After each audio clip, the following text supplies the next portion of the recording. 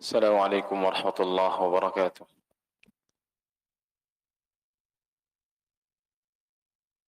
الحمد لله، الصلاة والسلام على رسول الله وعلى آله وأصحابه ومن والاه، ولا حول ولا قوة إلا بالله. فقال سبحانه وتعالى في القرآن العظيم: أعوذ بالله من الشيطان الرجيم. يا أيها الذين آمنوا اتقوا الله حق تقاته ولا تموتن إلا وأنتم مسلمون. يا أيها الناس اتقوا ربكم الذي خلقكم من نفس واحدة وخلق منها زوجها وبث منهما رجالا كثيرا ونساء، واتقوا الله الذي تساءلون به والأرحام إن الله كان عليكم رقيبا. يا أيها الذين آمنوا اتقوا الله وقولوا قولا سديدا يصلح لكم أعمالكم ويغفر لكم ذنوبكم، ومن يطع الله ورسوله فقد فاز فوزا عظيما. أما بعد، فإن أصدق الكلام كلام الله، وخير الهدى هدى محمد صلى الله عليه وسلم، شر الأمور محدثاتها، فإن كل محدثة في الدين بدعة، وكل بدعة ضلالة، وكل ضلالة في النار. وهذا كما قال سبحانه وتعالى: هو الذي أرسل رسوله بالهدى ودين الحق. فقال بعض العلماء: الهدى هو العلم، الهدى هو العلم، ودين الحق هو بعد العلم. بعد العلم ماذا؟ Setelah ilmu itu apa? Al-amal sahih. Jadi Allah Subhanahu wa ta'ala dialah yang telah mengutus Rasulnya dengan huda, dengan ilmu, dan dengan amal. Faqala Subhanahu wa ta'ala fil Qur'anil azim: wal 'asr innal insana lafi khusr. Tiap kita berdasarkan ayat tersebut, seluruh manusia tidak terkecuali. Nah, sebelum dikecualikan, lafi khusr, berada di dalam kerugian, illa, kecuali siapa yang pertama? Illa alladzina amanu. Aina al-ilmu? Di mana ilmunya? Illa alladzina amanu wa amilus salihat. Ada enggak ilmu disebutin? Ada enggak ilmu disebutin? Tidak ada. Tetapi tidak mungkin seseorang beriman kecuali dengan ilmu. Fa'lam annahu la ilaha illallah. An-nutqu, mengucapkan syahadat, ini adalah aslul iman. Pokok iman itu didahului dengan apa? Fa'lam, dengan ilmu. Ini ayat-ayat ini sering kita dengar, tapi kita harus faham dan harus dihafal. Ayat-ayat seperti ini kita harus faham. Ayat ini arahnya kemana? Mungkin 1, 2, 3 atau 5 ayat begitu saling berkaitan. Oleh sebab itu, ikhwah wa akhwat fillah, azani Allah wa iyyakum, kita tidak, karena ilmu itu adalah pondasi. Iman seseorang tidak akan tegak, tidak akan kuat, tidak akan tumbuh, tidak akan subur kalau ilmunya tidak dipelihara. Coba saja 2 bulan enggak hadir kajian, ya, sebulan lah enggak hadir kajian, Sudah beda rasanya. Oleh sebab itu, kita harus senantiasa merasa butuh dengan ilmu. Dan ilmu yang harus pertama kali kita pelajari apa? Apa? Sahih. Kita sudah bahas. Yaitu ilmu al-aqidah. Ilmu tauhid. Yang diberi nama dengan al-fiqhul akbar. Fikih yang paling besar. Bukan fiqhul ibadah. Tapi ini aqidah.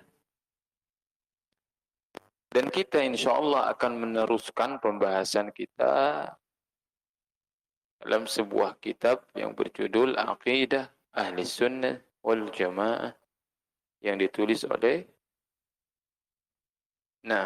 Fadilatul Syekh Muhammad ibn Salih al-Utsaimin rahimahullahu ta'ala rahmatan wasi'atan wa ghafarallahu lahu wa liwalidayhi wa limasyayikhihi wa lana ajma'in. Amin. Dan kita insya Allah akan masuk ke materi setelah sebelumnya kita memberikan muqaddimah tentang secara global apa yang akan kita pelajari, kemudian biografi penulis dari mulai gurunya, ya, kemudian juga disebutkan di sana berkaitan dengan takdim, pendahuluan yang ditulis langsung oleh guru beliau, yaitu Syekh bin Baz rahimahullahu ta'ala. Demikian juga kita telah membacakan muqaddimah yang telah ditulis oleh beliau sendiri, penulis. Di mana dengan pendahuluan tersebut kita memiliki gambaran. Kalau di sana ada ahamiyah, ada urgensi, kita sudah tahu apa urgensinya. Faqala al-muallif rahimahullahu ta'ala huna aqidatuna. Apa aqidatuna artinya? Akidah kami. Maksudnya apa akidah kami? Akidah kami apa? Maksudnya aqidatuna. Akidah yang mana tadi? Akidah yang mana? Aqidatuna, akidah kami. Judul bukunya apa? Berarti aqidatuna, ya maksudnya akidah kami itu akidah Ahlus Sunnah wal Jamaah yang itu menjadi akidah kami. Itu maksudnya ya.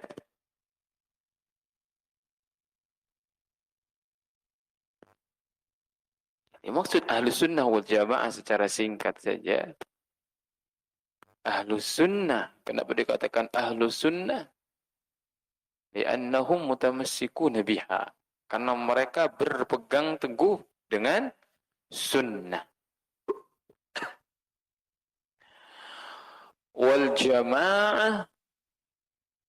Wal Jamaah. Li'annahum mujtami'una 'alayha. Kalau kita mengaku Ahlus Sunnah wal Jamaah, maka harus berpegang teguh dengan sunnah. Dan kita juga harus berkumpul di atas sunnah tersebut. Tidak boleh ada iftira. Itu secara global. Akidah Ahlussunnah wal Jamaah, kalau kita ditanya bagaimana akidah Ahlussunnah wal Jamaah itu, apa akidah Ahlussunnah wal Jamaah? Maka insyaallah dengan belajar kitab ini kita akan bisa menjawabnya. Apa sih Ahlussunnah wal Jamaah itu? Tentang apa Ahlussunnah wal Jamaah itu? Apakah itu sebuah apa itu? Perkumpulan apa itu? Kita katakan itu adalah akidah. Adalah akidah. Bagaimana akidahnya? Ahlussunnah wal Jamaah. Kita jelaskan sebagaimana beliau menjelaskan. Pertama adalah al-imanu billah wa malaikatihi wa kutubihi wa rusulihi wal yawmil akhir wal qadari khairihi wa syarrihi.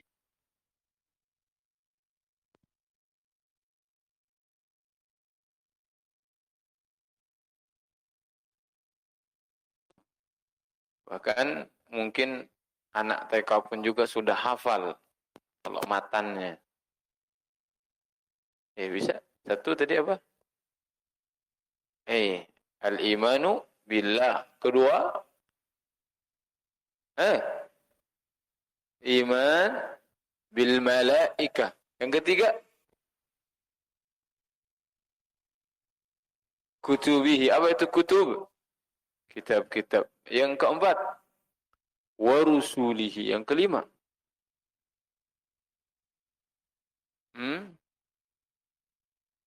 bukan nggak tahu apa ini. Grogi kalau ditanya itu. Ya, memang begitu ya. Baik. Yang kelima, wal yaumil akhir. Yang keenam terakhir. Wal qadari khairihi wa syarrihi. Ya, itu kan saya ubah judulnya. Ma hiya aqidatuna. Tapi kalau saya tanyanya, sebutkan rukun iman. Insyaallah bisa jawab lancar dari awal sampai akhir. Ternyata akidah kita itu adalah 6 di antara rukun yang harus dipenuhi oleh seorang hamba manakala dia beriman. Ketika dia beriman, maka harus memenuhi rukun iman ini. Yang 6. Baik. Maka berkata Utsaimin rahimahullahu taala, hadza mujmalul aqidah. Walihada ذكره شيخ الإسلام رحمه الله في العقيدة الواسطية وبنى كتابه على ذلك. Ini juga yang disebutkan oleh Syekhul Islam di dalam Al-Aqidah Al-Wasithiyah. Maka beliau menulis kitabnya itu dibangun berdasarkan poin-poin tersebut. Dan ini adalah secara umum akidah. Akidah Ahlus Sunnah wal Jamaah ini mujmalnya secara global ya ini. Yaitu 6 perkara ini. Dan mana sandarannya? Mana sandaran dalilnya? Kalau kita bertanya, mana sandaran dalil? Bahwasanya akidah Ahlussunnah wal Jamaah itu akidah Ahlussunnah wal Jamaah itu adalah 6 perkara ini.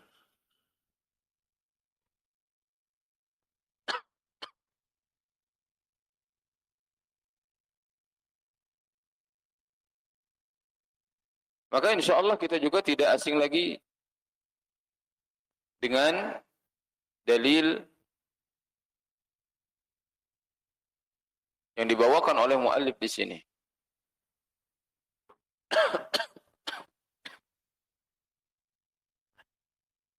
Yaitu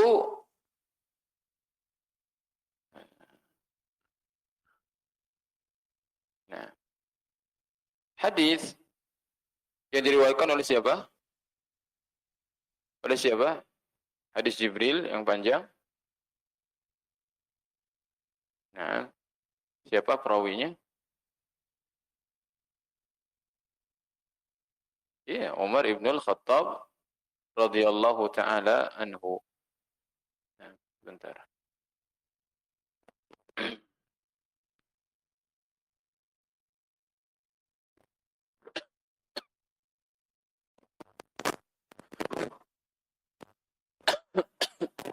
Ketika itu malaikat Jibril datang kepada Nabi sallallahu alaihi wasallam, faqala akhbirni 'anil Islam fa akhbarah.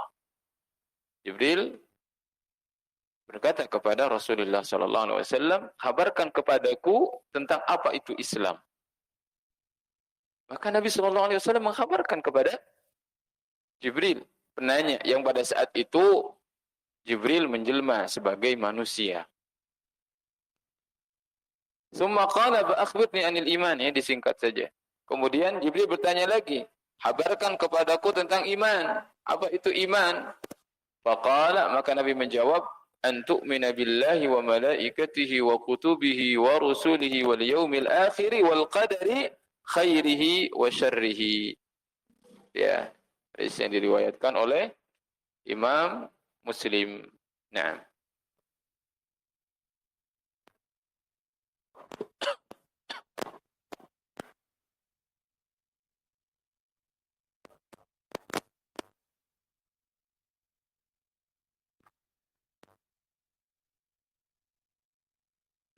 kemudian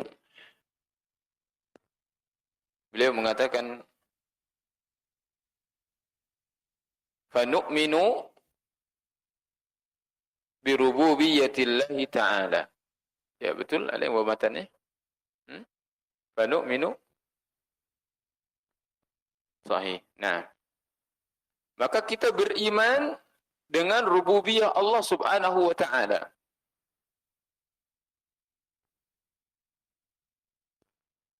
Karena yang pertama tadi disebutkan apa? Al-imanu billah. Jadi kita matanya sudah hafal semuanya. Ya. Bangun tidur langsung, kalau ditanya langsung, Pak, baru bangun tidur. Ditanya langsung, bisa enggak rukun iman? Insyaallah, insyaallah. Hafal ya. Itu.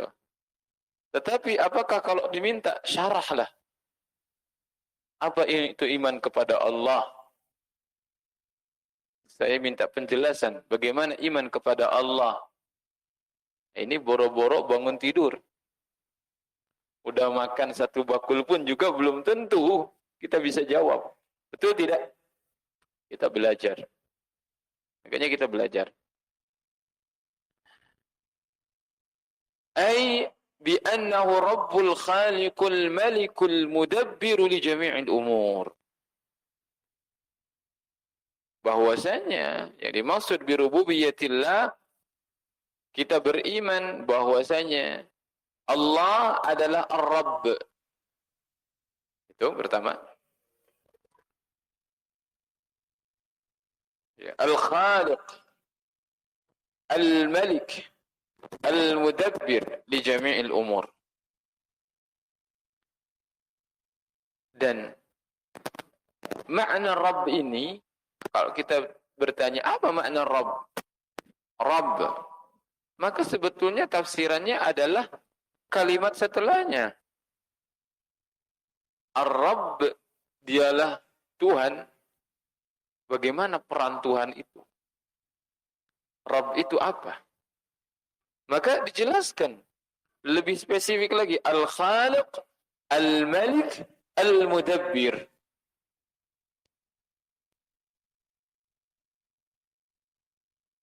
Dialah sang pencipta. Bukan hanya pencipta, tetapi dialah satu-satunya yang menciptakan. Nah, dialah satu-satunya yang menciptakan. Dan kalau kita mendengar bahwasanya ada kata-kata menciptakan dan itu disandarkan kepada makhluk, maka itu bukanlah penciptaan yang sama yang disandarkan kepada Allah.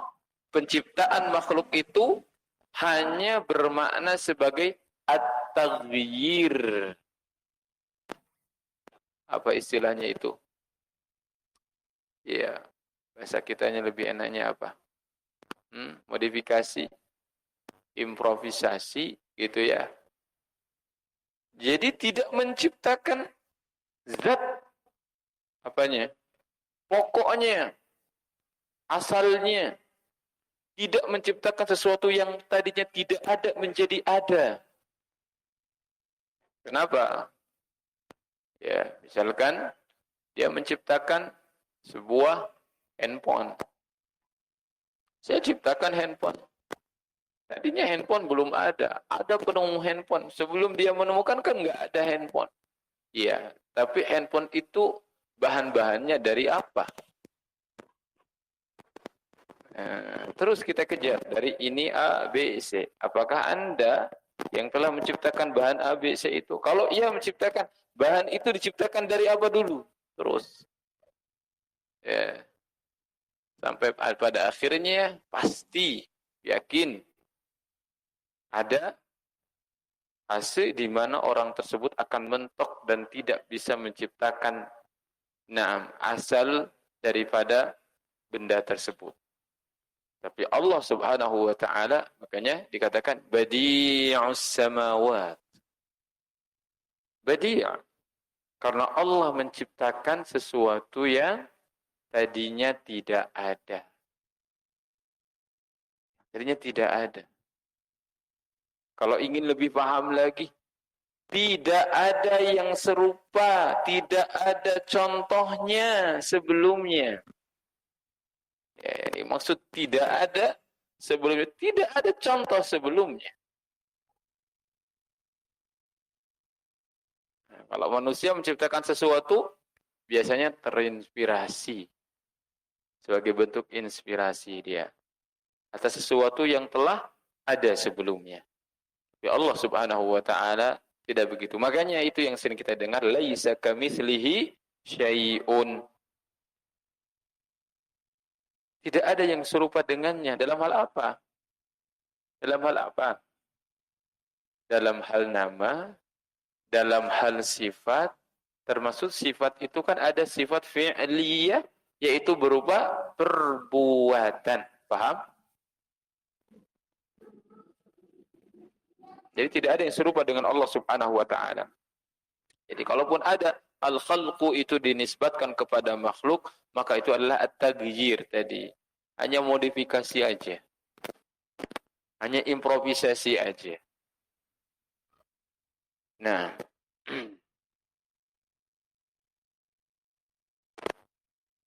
contoh-contoh yang lainnya banyak ya. Manusia tidak bisa menciptakan kayu. Dia hanya bisa menciptakan pintu. Gitu ya.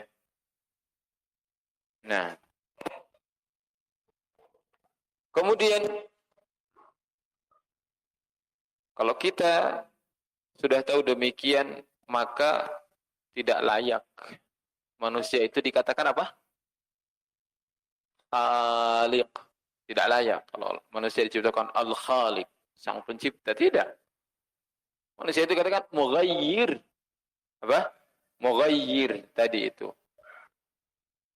Yang mengimprov tadi. Yang memodifikasi aja. Begitu. Itu manusia. Kemudian yang kedua tadi setelah apa? Setelah al-khaliq apa tadi? Al-malik. Al-malik. Yang al-malik itu apa? Al-malik, kalau malik apa? Malik. Raja. Al-malik. Kalau pemilik, al-malik. Betul ya? Betul. Ya, sama saja sebetulnya maknanya. Bukan sama. Makanya Al-Fatihah itu kan ada yang bacanya Maliki Yaumiddin, ada yang bacanya Maliki Yaumiddin. Bahkan yang lebih banyak riwayat itu bacanya dengan Malik, Malik, Maliki Yaumiddin, bukan Maliki Yaumiddin. Ya. Maka Al-Malik Allah sebagai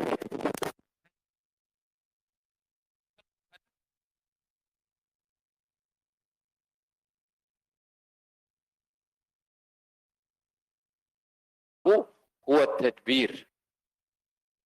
Sedangkan dalil al-mulk, al-mulk, bagaimana kerajaan adalah milik Allah semata.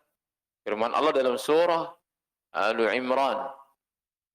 Saya kira banyak ayat-ayat menyatakan dengan nas yang sama, teks yang sama. Walillahi mulkus samawati wal ard. Dan hanya milik Allah lah kerajaan langit-langit dan bumi itu. Maka tiga perkara ini adalah makna rububiyah. Jadi kalau ditanya, bukankah manusia ini juga memiliki rububiyah, disifati dengan rububiyah? Contoh misalkan, Ana rabbul bait. Saya pemilik rumah. Nah, atau seperti yang dikatakan oleh siapa? Ah, kakeknya Rasulullah, Abdul Muttalib. Ana rabbul ibil. Aku pemilik unta. Nah, itu kan kadang-kadang dinisbatkan kepada manusia. Bahkan hadis juga demikian. Tentang misalkan Nabi menceritakan tentang barang yang hilang. Da'ha, tinggalkan. Fa inna ma'aha siqa'aha wa hidha'aha taridul ma'a wa ta'kulus syajar. Ya, ketika mungkin menemukan apa namanya ini hewan yang dia itu hilang, kabur dari pemiliknya, biarkan. Ya, karena dia bisa cari minumnya, dia bisa cari minum, dia bisa makan dedaunan pohon hatta yajidaha rabbuha, sampai Rabbnya menemukannya. Dan ini dalil juga mengatakan Rabb. Ya, dalam hadis yang tadi tentang tanda-tanda hari kiamat, hadis Umar ibn Khattab, anta lidal amatu rabbataha, kan Rabb. Jadi ada disifati rububiyah juga, makhluk ternyata Rabb. Namun sekali lagi selalu ingat, apapun yang dinisbatkan kepada makhluknya, taib, maka tidak sama dengan apa yang dinisbatkan kepada Allah Subhanahu wa taala. Sebagaimana Allah memiliki pendengaran, makhluk memiliki pendengaran, itu jelas. Jelas, itu yang tidak bisa dibantah. Kalau makhluk memiliki pendengaran, Allah Sami'un Basir, dalam Al-Qur'an banyak Sami'un Basir. Ya, dan makhluk punya pendengaran. Apakah sama? Tidak. Begitu juga berlaku pada poin-poin yang lainnya. Tinggal begitu. Ya, tinggal seperti itu. Demikian juga apakah manusia dinisbatkan kepadanya kepemilikan? Ya, bahkan mungkin seorang raja betul memiliki kerajaan. Orang raja di dunia, tapi ya kerajaannya itu ghairu syamil, ghairu tam. Ya, dia tidak bisa meliputi segala sesuatu, terbatas. Nah, kepemilikannya itu. Demikian juga tadi at-tadbir, kepengurusannya juga terbatas. Ya, presiden di Indonesia tidak bisa mengatur negara orang lain, tidak bisa. Masing-masing ada wilayahnya. Demikian, itulah manusia. Tetapi Allah Subhanahu wa taala, maka dialah yang mengatur.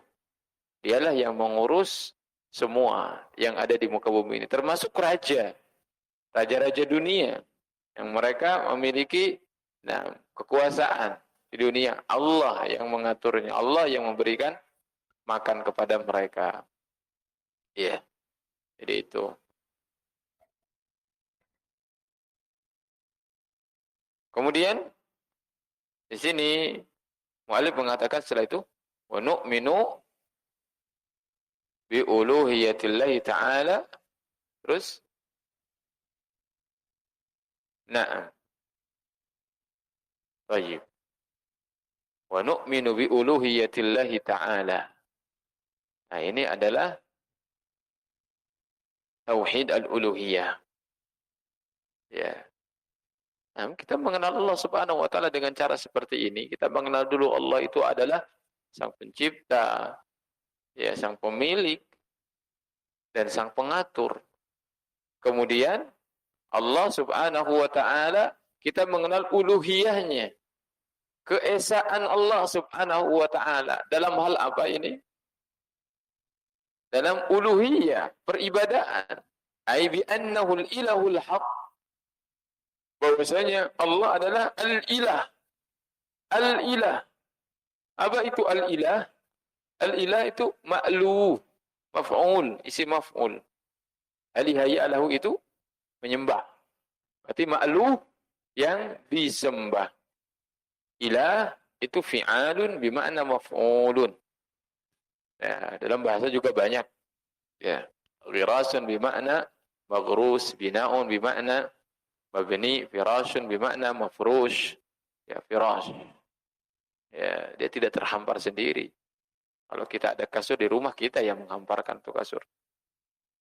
Ya, misalkan ini kasur lipat, kita yang menghamparkan. Setelah itu dikatakan firash, kasur. Tidak, dia itu mafrush, kita dihamparkan. Demikian juga ilah, maka dia maka bermakna ma'luh. Apa ma'luh itu? Itu sama. Sinonim katanya aliha ya'lahu adalah abada ya budu. Berarti ma'luhun ma'budun. Tetapi disertai dengan hal. Apa halnya itu? Al-ma'budu tadhallulan wa mahabbatan. Tadhallulan wa mahabbatan. Ini penting. Tadhallulan wa mahabbatan. Ya. Karena ibadah menghambakan diri kepada Allah itu harus disertai dengan ini. Tadhallul. Merendahkan diri yang disertai mencintainya. Merendahkan yang disertai dengan mencintainya. Ya. Nih, kalau tidak diberikan catatan itu, nanti bingung sendiri. Ya.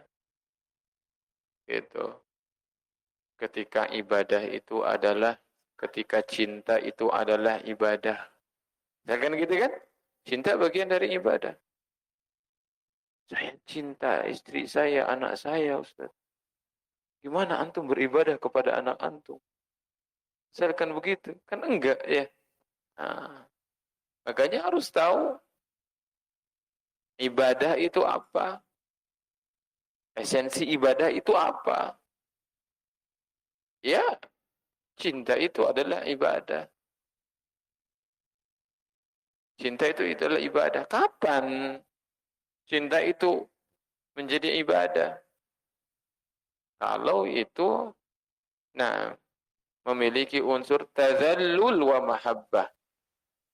Ya kalau seseorang mencintai makhluk disertai dengan tadhallul wa mahabbah, ya dia juga akan termasuk ibadah kepada dia dan jatuhnya kepada kesyirikan nantinya. Tapi kalau dia mencintai makhluk seperti mencintai anak, kan kita tidak merendahkan diri di hadapan anak.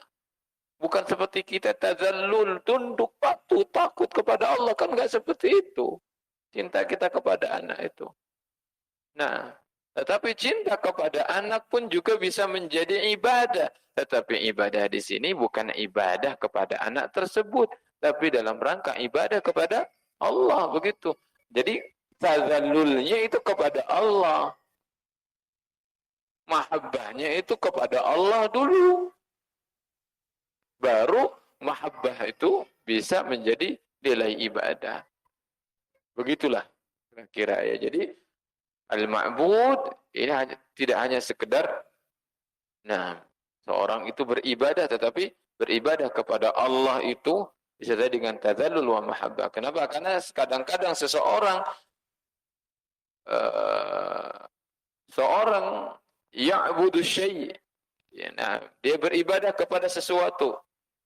Tetapi bukan dalam rangka tadzallul, ta'abbud, ya, tidak juga disertai dengan mahabbah. Baik. Contohnya apa? Contohnya misalkan dikatakan di sini, contoh sabda Rasulullah sallallahu alaihi wasallam,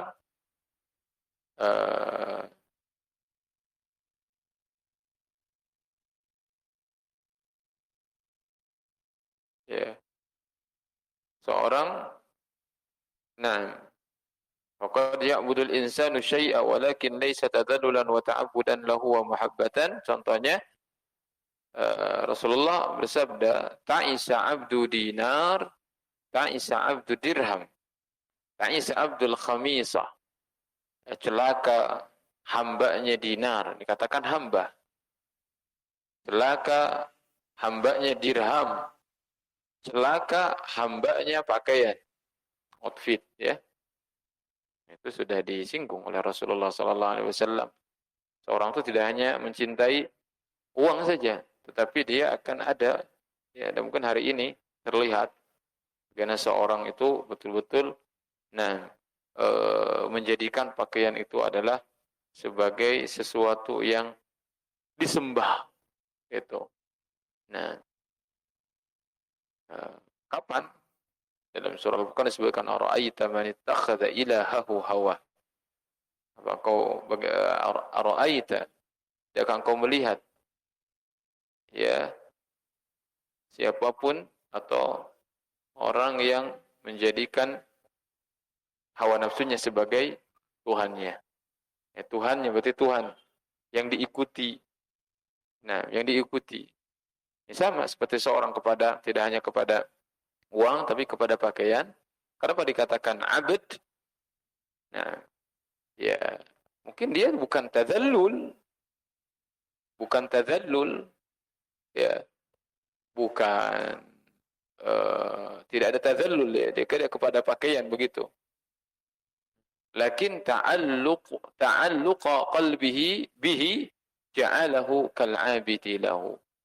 Tapi kenapa Rasulullah SAW sampai mengatakan bahwasanya dia itu adalah hamba pakaian?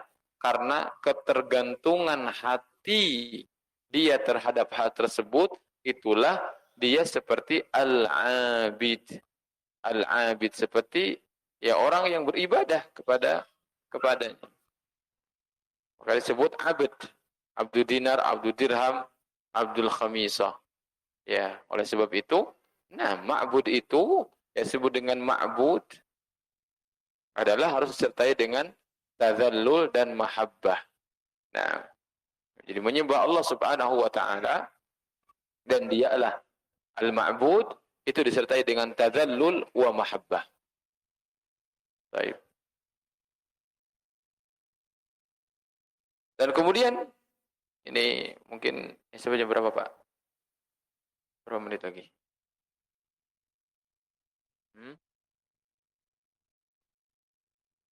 Ya.